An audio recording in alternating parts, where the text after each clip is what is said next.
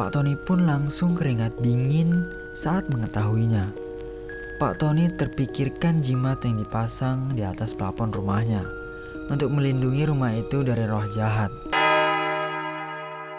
Halo semua, kembali lagi bersama kami di Afraid Channel, masih dalam segmen peneror, pendongeng horor. Rumah Hutang Mata Part 2. Bagi kalian yang belum nonton part 1-nya, silakan klik link di pojok kanan atas. Dan sebelum nonton video ini, silakan klik tombol subscribe dan tekan loncengnya agar dapatkan notifikasi dari kami. Seperti biasa, tanpa basa-basi, mari kita simak cerita ini.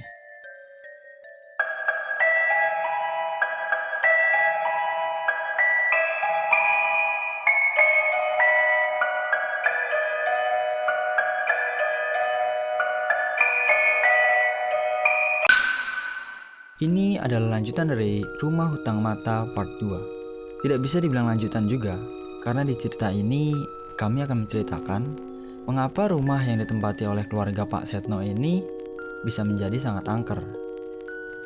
Cerita dimulai 12 tahun lalu, sebelum Pak Setno dan keluarganya menempati rumah tersebut. Diceritakan 12 tahun lalu terdapat sebuah keluarga yang terdiri dari ayah, ibu, dan seorang anaknya. Sang ayah bernama Pak Tony, istrinya bernama Ibu Sumi, dan putrinya yang berumur 10 tahun bernama Karina. Keluarga Pak Tony sudah menempati rumah tersebut kurang lebih 2 tahun. Pada awalnya keluarga Pak Tony ini adalah keluarga yang biasa saja, seperti pada keluarga pada umumnya. Keluarga Pak Tony sendiri bisa dibilang keluarga yang sangat berkecukupan. Dibuktikan dengan pekerjaan Pak Tony yang berprofesi sebagai peternak ikan.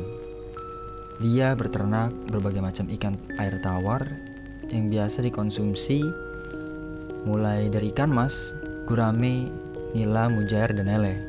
Dia juga sudah memperkerjakan belasan pegawai di tempatnya.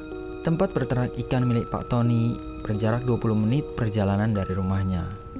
2 tahun sudah Pak Tony dan keluarganya tinggal di rumah itu. Mereka tinggal di rumah itu sebagai keluarga yang bahagia.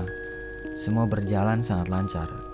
Usaha milik Pak Tony pun menjadi semakin besar.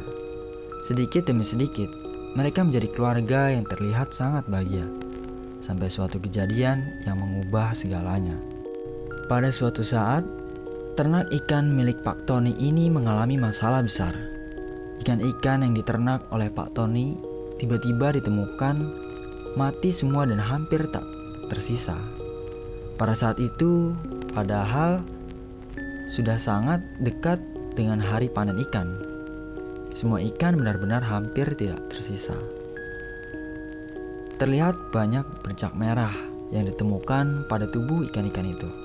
Dan menurut informasi, ternyata ikan-ikan yang diternak oleh Pak Tony itu terkena wabah penyakit pada ikan yang bernama Motile Aeromonas septicima, atau bisa disebut MAS, yang memang saat itu sedang mewabah di Indonesia dan beberapa negara lainnya.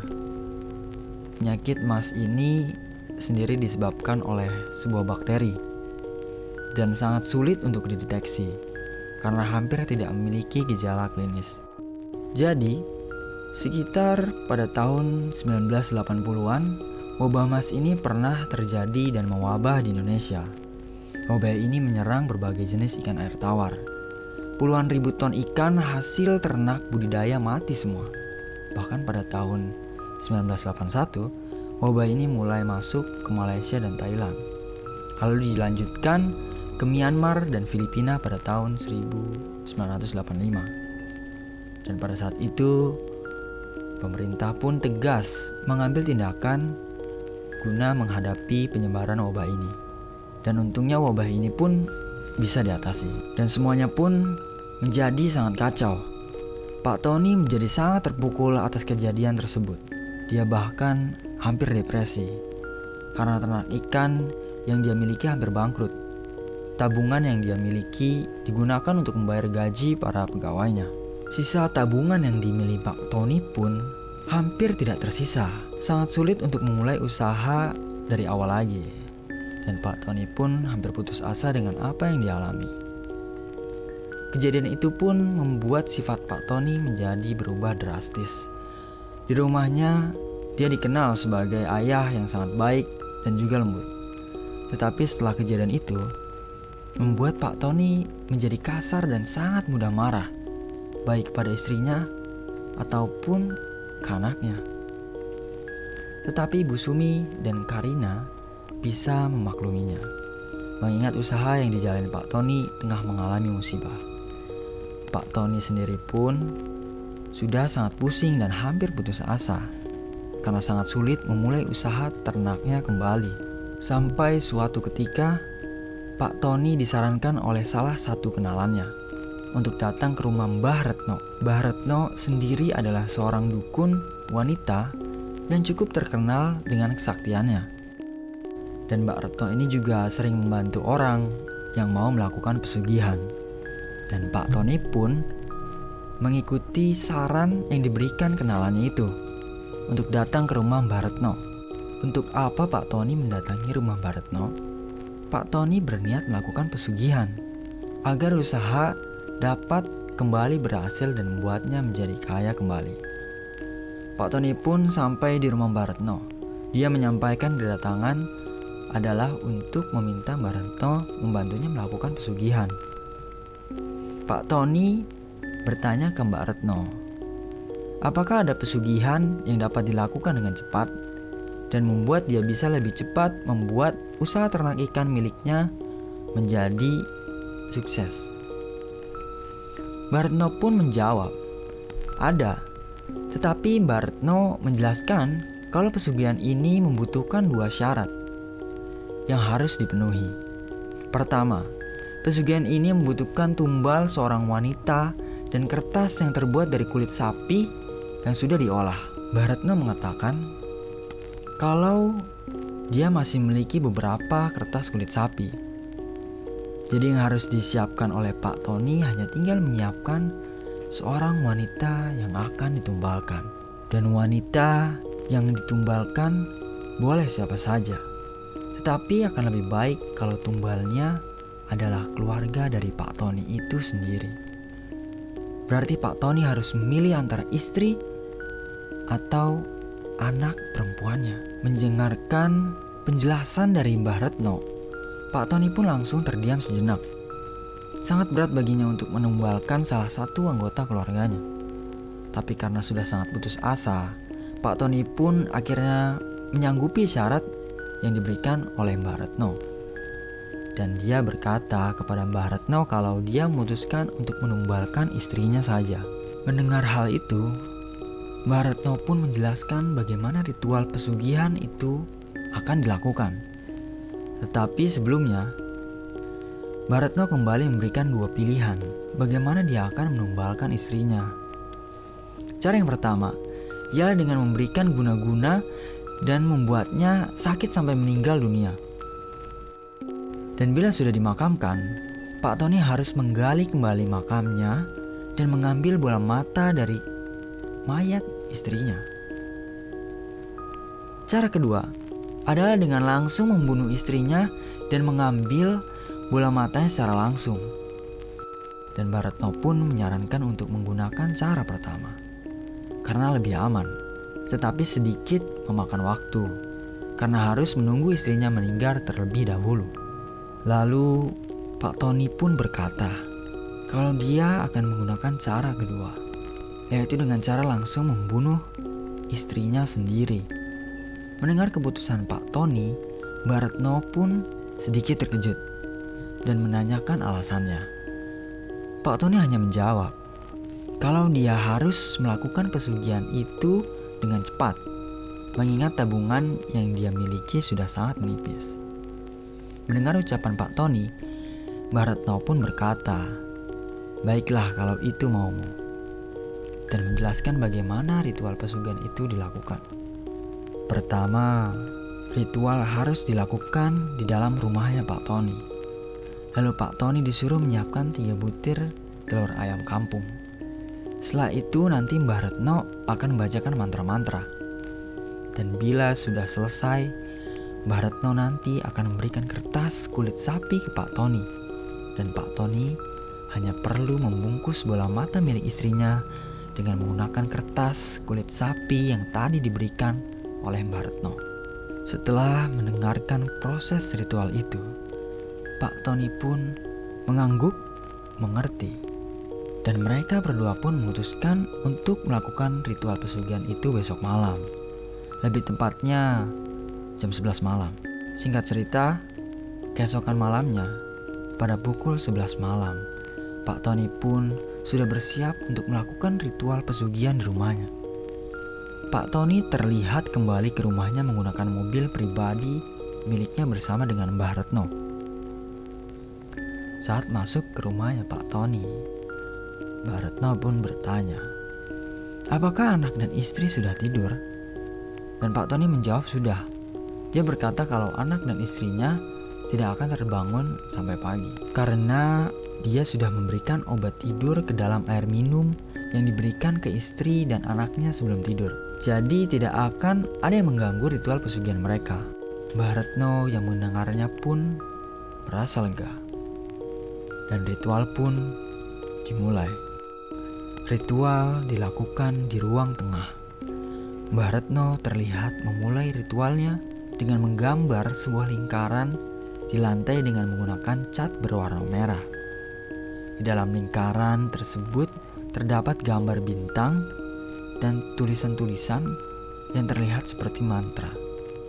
Dan di tengah-tengah bintang tersebut terdapat gambar sebuah mata. Lalu Mbah Retno membaca-baca mantra. Mulutnya berkumat-kamit menggunakan bahasa dari suatu daerah yang tidak dimengerti oleh Pak Tony sendiri. Sambil membaca mantra, Mbah Retno pun terus melempar telur ayam kampung satu persatu ke tengah gambar lingkaran yang dibuat tadi. Saat pertama kali disuruh menyiapkan telur ayam kampung, Pak Tony sempat bertanya kegunaan telur ayam kampung tersebut. Dan Mbah Retno menjawab bahwa telur ayam kampung ini digunakan untuk mengundang makhluk yang akan membantunya dalam mencapai keinginan instan. Singkat cerita, ritual pun hampir selesai. Mbah Retno selesai membaca mantranya.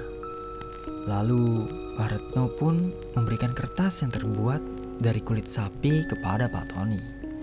Di dalam kertas kulit sapi tersebut terdapat tulisan seperti mantra dan tidak dimengerti oleh Pak Tony. Dan kata Mbah Retno, tinta yang digunakan untuk menulis tulisan di kertas kulit sapi itu menggunakan bahan khusus yang dibuat oleh Mbah Retno sendiri. Mbah Retno mengatakan kalau kertas kulit sapi itu akan digunakan untuk membungkus bola mata istrinya yang akan ditumbalkan.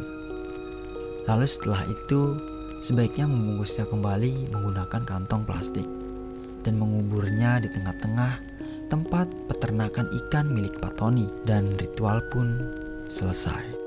Setelah itu Mbah Retno pun pamit. Tapi sebelum pamit, Mbah Retno memberikan 2 buah kertas kulit sapi lagi ke Pak Tony. Mbah Retno menjelaskan kalau manusia yang ditumbalkan dalam ritual pesugihan ini kemungkinan besar akan bergentayangan dan akan mengganggu rumah ini yang dijadikan tempat ritual. Dan kegunaan 2 buah kertas kulit sapi yang terakhir diberikan ke Mbah Retno adalah sebagai jimat penangkal yang nantinya akan ditempelkan di bawah lantai dan di atas plafon rumah untuk menghalau roh gentayangan.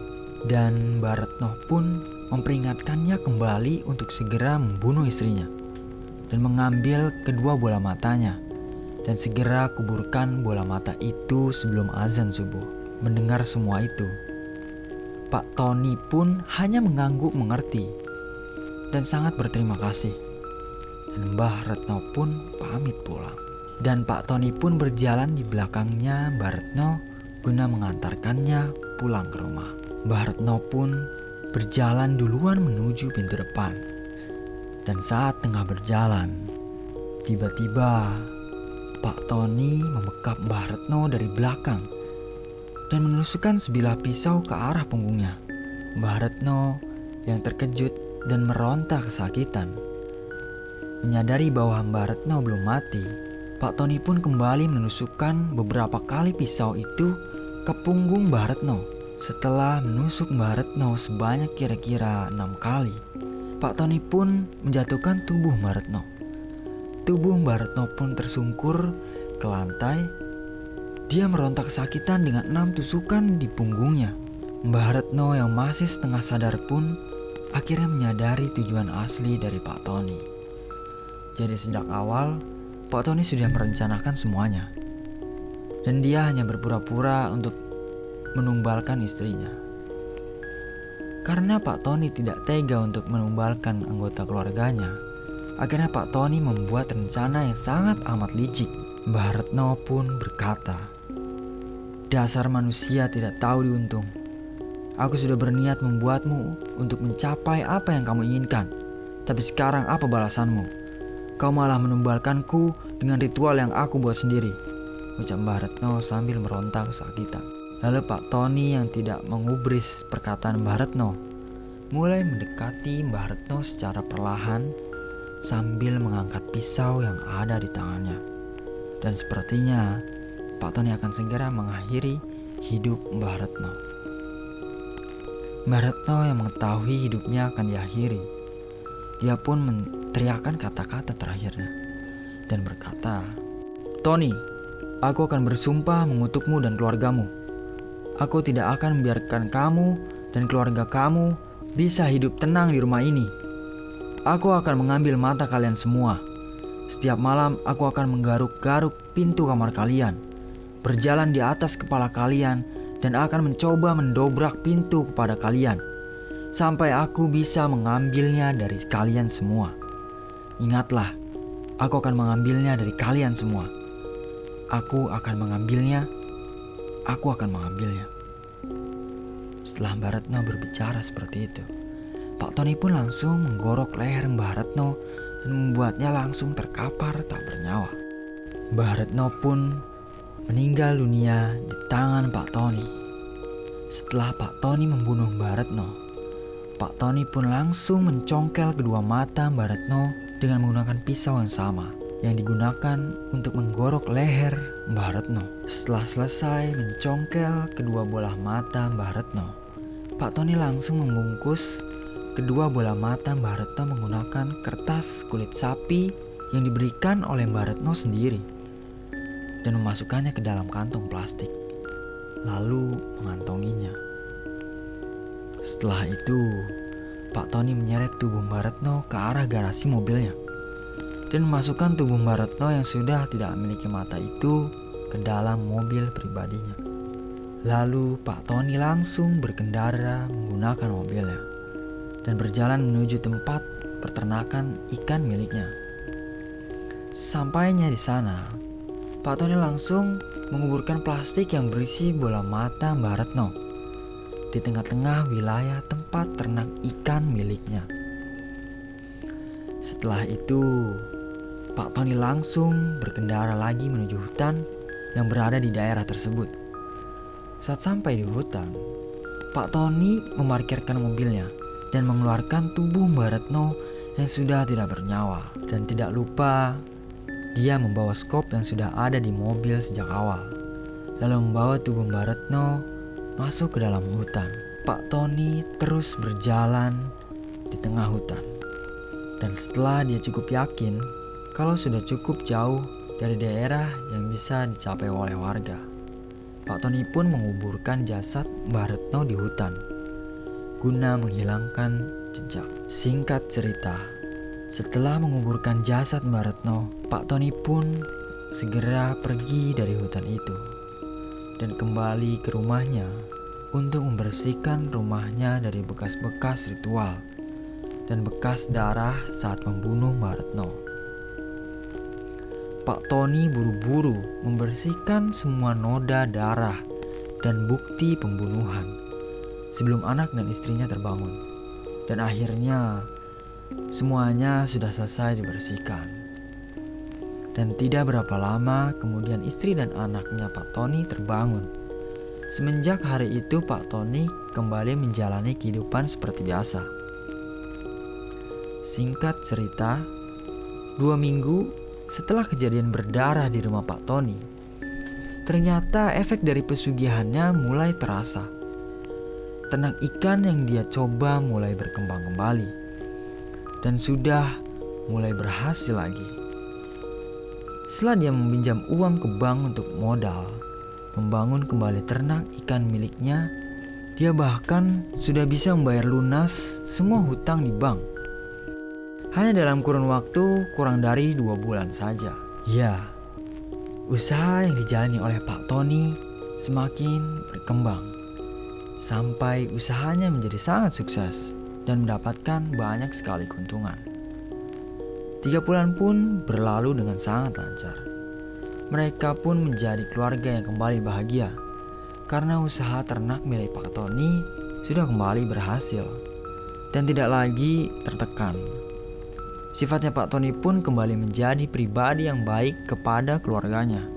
Sampai pada suatu saat, Ibu Sumi bercerita pada suaminya Pak Tony. Dia bercerita kalau dia pernah bermimpi buruk. Di dalam mimpinya, Ibu Sumi melihat putrinya Karina sedang berdiri berhadapan dengan seorang wanita yang sangat menyeramkan, yang mengenakan baju berwarna merah dengan rambut yang sangat panjang dan tebal. Saking panjangnya, Ibu Sumi bahkan tidak bisa melihat wajah wanita berbaju merah itu. Awalnya, mereka berdua hanya terlihat berdiri, sampai sosok wanita itu mengangkat kedua tangannya dan langsung mencolokkan tangan ke mata Karina. Wanita itu mencabut dan mengambil bola mata milik Karina, lalu memegangnya di kedua tangannya dan mulai memakannya. Ibu Sumi yang menyaksikan kejadian itu dalam mimpinya tidak bisa berbuat apa-apa. Tubuhnya tidak bisa digerakkan sama sekali. Dia hanya bisa berteriak sambil menangis menyaksikannya. Dan sosok wanita itu pun mulai menengok ke arah Ibu Sumi. Dan betapa terkejutnya Ibu Sumi melihat wajah dari sosok wanita tersebut. Sosok wanita itu terlihat sangat menakutkan, dengan kulitnya yang terlihat sangat pucat. Tapi yang paling menyeramkan adalah kelopak mata dari sosok wanita itu bolong dan tidak memiliki bola mata sama sekali. Setelah sosok wanita itu menengok ke arah Ibu Sumi pun langsung terbangun dari mimpinya karena takut terjadi sesuatu pada putrinya Karina. Ibu Sumi pun langsung bangun dan memeriksa kamar Karina yang berada di sebelah kamarnya. Saat Ibu Sumi memeriksa keadaan anaknya, untungnya tidak terjadi apapun. Pak Tony yang mendengar cerita tersebut pun mulai terlihat keringat dingin. Tapi dia coba menutupinya dengan berkata, "Udah, gak usah dipikirin, Bu. Itu cuma mimpi buruk biasa aja kali." Dan Ibu Sumi yang tidak mau melihat suaminya khawatir mengiyakannya saja. Singkat cerita, sekitar 2 minggu setelah Ibu Sumi bercerita kepada suaminya itu, tiba-tiba Karin, anak Pak Tony, mengalami sakit yang tidak wajar pada kedua matanya. Terdapat bintik gelap pada iris matanya Karin. Berubahnya ukuran bentuk pupil matanya dan terdapat benjolan pada kelopak matanya. Pak Tony dan Bu Sumi yang ketakutan melihat keadaan Karin pun langsung membawanya ke rumah sakit. Di rumah sakit, Karin langsung mendapatkan perawatan setelah melakukan pemeriksaan secara intensif. Dinyatakan kalau Karin mengalami penyakit kanker mata dan dokter mengatakan kalau hidup Karin sudah tidak akan lama lagi karena kanker yang diidap oleh Karin sudah sangat parah. Dan yang membuatnya lebih parah adalah kanker tersebut sudah menyebar sampai otaknya dan membuatnya mengalami komplikasi pada otaknya. Pak Tony dan Bu Sumi yang mendengar semua itu pun sontak terkejut dan tidak bisa percaya dengan apa yang menimpa anak mereka. Beberapa hari setelah hari itu, Karin pun mengalami kejang dan akhirnya meninggal dunia. Pak Tony dan Ibu Sumi pun menjadi sangat terpukul dengan kepergian Karin, anak semata wayang mereka. Awalnya Ibu Sumi pun masih tidak mau menerima kematian Karin. Tapi setelah beberapa minggu berlalu, Ibu Sumi pun akhirnya mulai bisa menerimanya, juga berkat support dari suaminya. Tapi beberapa hari kemudian, Pak Tony dan Bu Sumi pun mulai mengalami gangguan-gangguan yang sangat menyeramkan. Ibu Sumi sering terbangun di malam hari dan mendengar suara-suara garukan di pintu kamar mereka. Tapi setelah diperiksa, tidak terlihat apapun. Lalu Ibu Sumi sering mendengar ada yang mencoba mendobrak pintu depan mereka. Tapi setelah diperiksa, tidak ada apapun. Bahkan pintunya pun masih dalam keadaan dikunci. Dan sampai pada puncaknya, beberapa hari Pak Tony dan Ibu Sumi sering terbangun dari tidurnya di tengah malam. Mereka terbangun dari tidurnya akibat mendengar suara ketukan yang terdengar seperti berada di ruang tengah. Tapi saat diperiksa, suara pun berhenti dan di sana tidak ada apa-apa. Tapi setelah beberapa lama, ruang tengah diperiksa oleh Ibu Sumi dan Pak Tony. Suara ketukan itu pun kembali terdengar.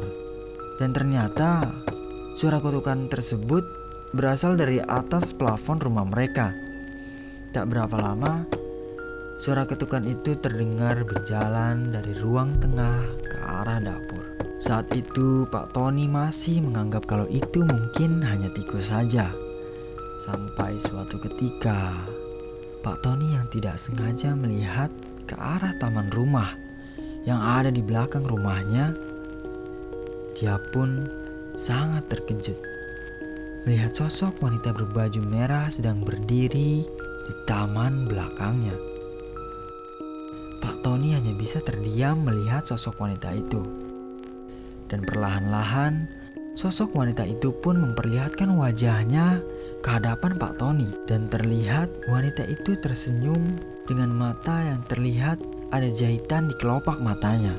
Dan yang membuat Pak Tony lebih terkejut lagi adalah wajah sosok wanita tersebut yang terlihat mirip seperti Mbah Retno. Dan Pak Tony pun menyadari kalau arwah gentayangan Mbah Retno pun sudah mulai menggentayangi rumahnya. Dan Pak Tony jadi teringat kertas jimat yang diberikan Mbah Retno sebelumnya. Maka Pak Tony pun memutuskan untuk memasang jimat itu di rumahnya.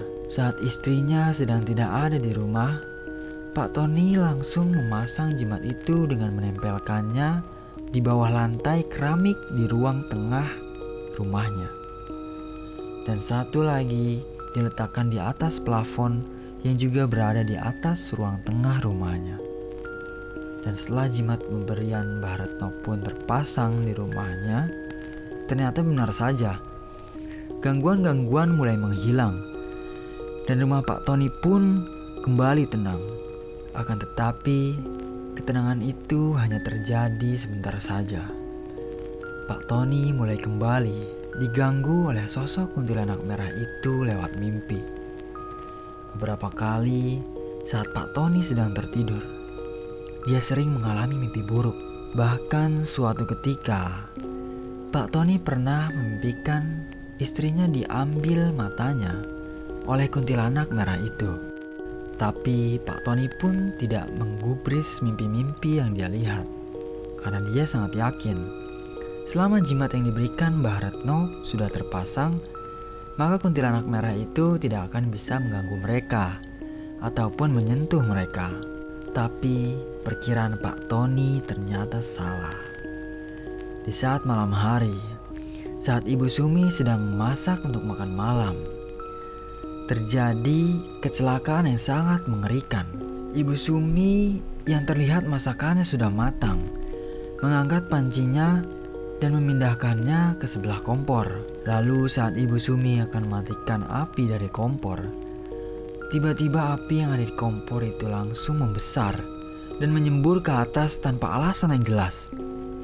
Ibu Sumi yang berada di dekat kompor itu pun tidak bisa menghindar karena api yang menyembur dengan sangat cepat. dan api tersebut pun mengenai wajah Ibu Sumi. Ibu Sumi pun langsung berteriak kesakitan.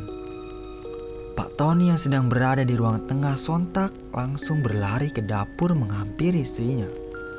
Saat sudah sampai di dapur, Pak Tony melihat Ibu Sumi yang sudah tergeletak di lantai. Sambil meronta kesakitan akibat terkena api yang berasal dari kompor itu, Pak Tony pun langsung bergegas membawa Ibu Sumi ke rumah sakit. Untung di rumah sakit itu, Ibu Sumi berhasil diselamatkan. Akan tapi kedua matanya Ibu Sumi tidak dapat diselamatkan. Jadi, api yang menyembur dari kompor ternyata langsung mengenai mata Ibu Sumi secara langsung, dan membuat kedua mata Ibu Sumi menjadi rusak dan tidak bisa digunakan lagi. Tapi anehnya, wajah Ibu Sumi tidak mengalami luka bakar sama sekali.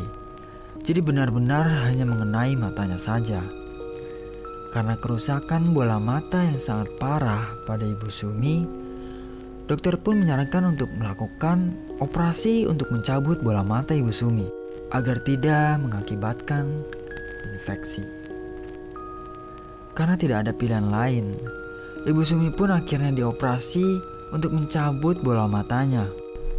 Pak Tony menjadi sangat terpukul dengan kejadian ini. Dia pun menjadi sangat menyesal dengan apa yang sudah terjadi menimpa keluarganya. Pak Tony menjadi sangat merasa bersalah karena perbuatan pesugihan yang dia lakukan. Anak dan istrinya jadi harus menanggung penderitaannya. Singkat cerita, setelah beberapa minggu berlalu, Ibu Sumi pun keluar dari rumah sakit dan mengalami buta permanen dan tidak memiliki bola mata. Ibu Sumi pun menjadi sangat depresi dan putus asa. Pak Tony pun akhirnya memutuskan untuk membawa istrinya ke rumah orang tua dan keluarga dari sang istri yang berbeda daerah dengan rumah mereka, agar bisa dirawat dengan baik. Pak Tony pun berkata pada istrinya kalau dia akan menjual rumah mereka. Dan Pak Tony pun akhirnya membawa Ibu Sumi ke rumah orang tuanya. Dan setelah membawa Ibu Sumi ke sana, Pak Tony pun langsung pamit kembali ke rumah mereka untuk membereskan semua perabotan dan barang-barang di rumahnya. Karena Pak Tony sebenarnya sudah membeli rumah di daerah dekat rumah mertuanya itu dan berencana pindah ke sana. Singkat cerita, barang-barang pun sampai dan selesai dipindahkan ke rumah baru yang ada di dekat rumah mertuanya.